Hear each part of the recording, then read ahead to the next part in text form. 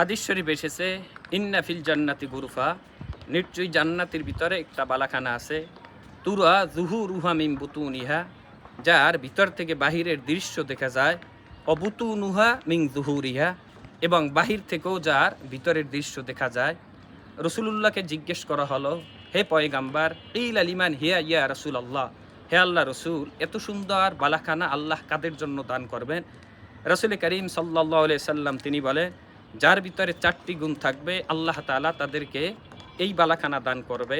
তার ভিতরে নাম্বার 1, মান আতওয়াবাল কালাম, যে ভালো কথা বলে, ও আতআমাত তাআম, যে মানুষকে খাবার খাওয়ায়, ও আদামাস সিয়াম, এবং যিনি ধারাবাহিক রোজা রাখেন, অসল্লা বিল্লাইল অন্নাসু নিয়াম, এবং যখন সমস্ত মানুষ রাত্রে ঘুমিয়ে যায় ওই সময় যারা মুসাল্লায় দাঁড়িয়ে তাহাজ্জুদের নামাজ আদায় করে আল্লাহ তাআলা তাদেরকে এই বালাখানা দান করবেন।